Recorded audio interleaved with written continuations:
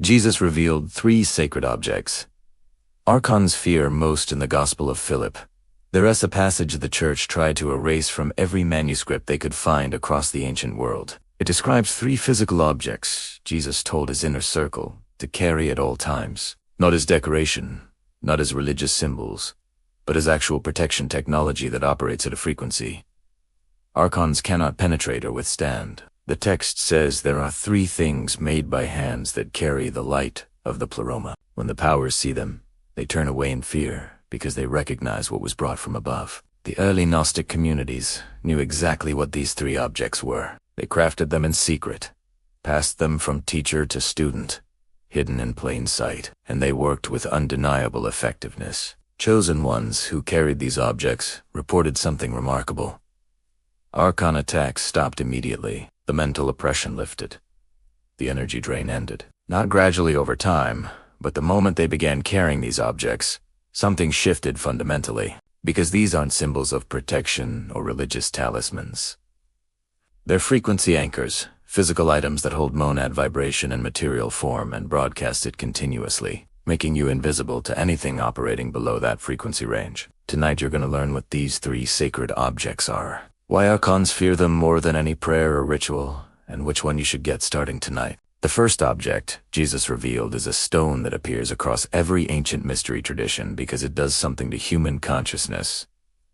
The Archons cannot block or suppress. LAPIS LAZULI. Not just any blue stone, but this specific mineral that the Egyptians called the stone of heaven, and the Sumerians before them knew as the stone of the gods. In the secret book of John, when the text describes Sophia breathing the divine spark into humans, it says the spark descended as a stone of sapphire fire into the crown. The church taught this as metaphor and poetry, but the Gnostics knew what Sophia actually did. She encoded the frequency of the divine spark into specific minerals that naturally occur in the earth. And when a chosen one carries one of these stones on their body, it creates resonance. Your internal spark recognizes the external stone carrying the same frequency and they amplify each other. Like putting 2 magnets near each other, they lock into alignment and their combined field becomes exponentially stronger than either alone. Lapis Lazuli works specifically on the 3rd eye and crown chakra.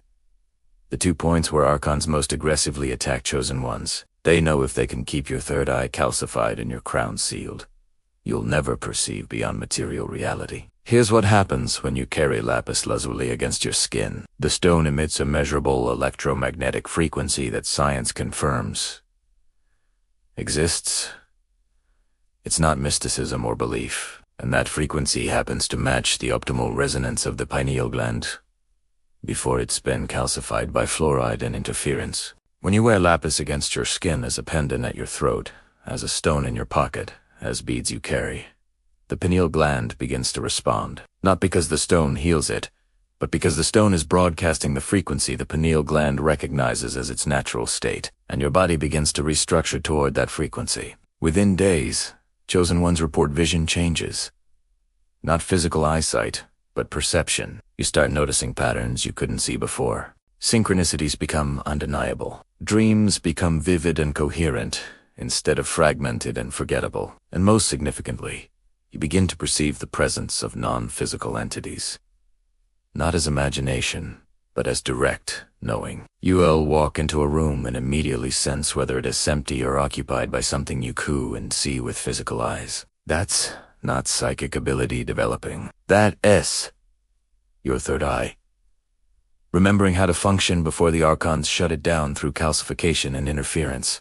The second object is one the church tried to erase so aggressively that most Christians don't even know it exists in ancient texts. A piece of parchment or paper carrying a specific name written in your own hand. Not printed, not typed, but written by you in ink. With intention, because certain names carry power the Archons cannot withstand when they rebrought into physical form through the act of writing. In the Gospel of Philip, there's a passage about the power of names that the church could never fully suppress. A name is a great thing. There are names given in the world which deceive, but there is one name that is hidden from everyone except those who truly know themselves. When it is spoken by one who knows, the powers flee. The church taught this as a reference to the name of Jesus. But the Gnostics knew the name Jesus. was pointing his inner circle toward the name of the monad, the true name of source consciousness that predates all creation, all language, all form. That name is not speakable in human language. It exists as frequency, as vibration, as the sound that was before sound. But the monad gave chosen ones a way to anchor that frequency into physical reality. The name is this: I am monad.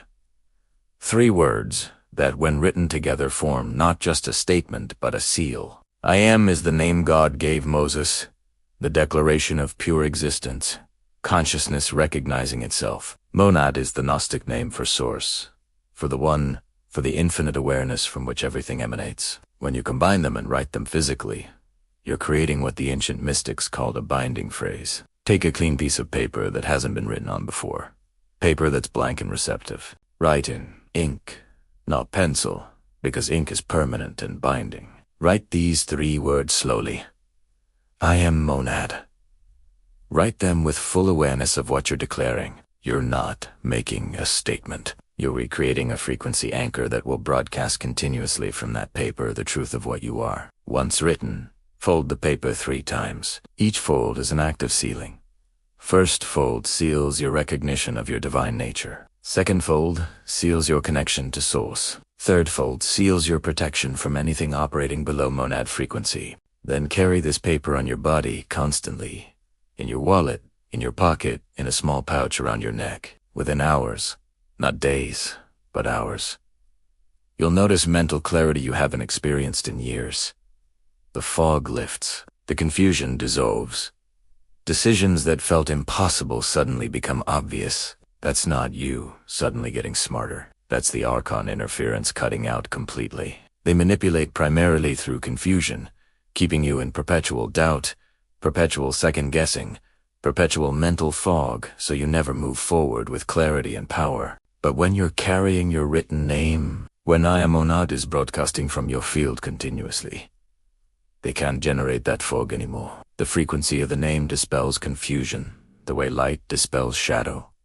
Automatically, continuously, effortlessly. Chosen ones also report that attacks through other people stop. The arguments that used to erupt randomly don't ignite. The people who would normally drain you or provoke you suddenly seem uninterested in engaging. It's not that you changed your behavior. It asks that the Archons using those people as vectors can sense the name broadcasting from your field, and they redirect the attack elsewhere because you've become too energetically expensive to target. The written name is like a spiritual restraining order. It doesn't fight them off.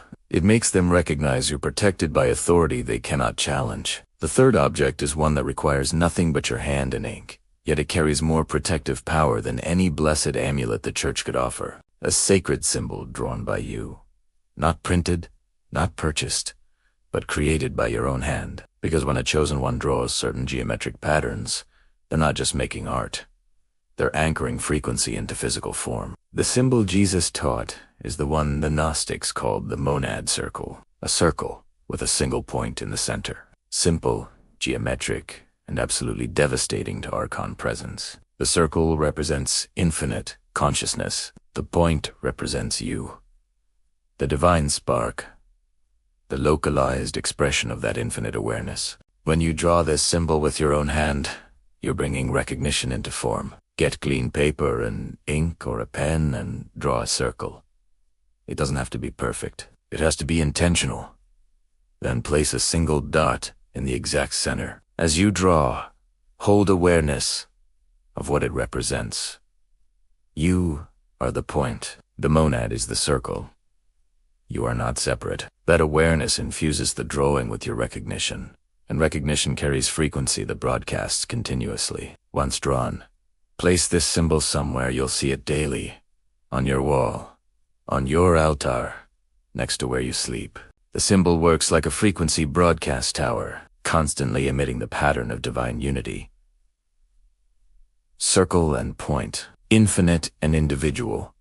Monad and spark in perfect recognition of their inseparability. And Archons who exist by maintaining the illusion of separation cannot function in the presence of that pattern. Within days of placing the monad circle symbol in your space, the atmosphere shifts. Rooms that felt heavy suddenly feel lighter.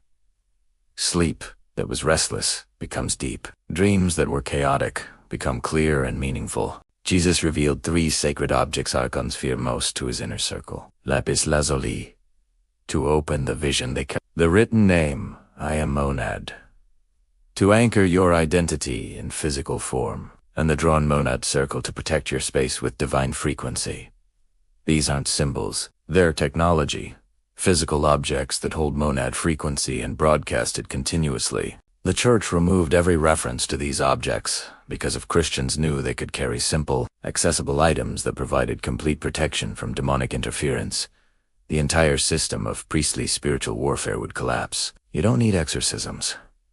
You need these 3 objects. If you're carrying sacred objects tonight, come in Archons, fear this below right now. Subscribe to Divine Codes for advanced techniques using these 3 sacred objects. Like this video so other chosen ones discover what Jesus revealed before it's suppressed again.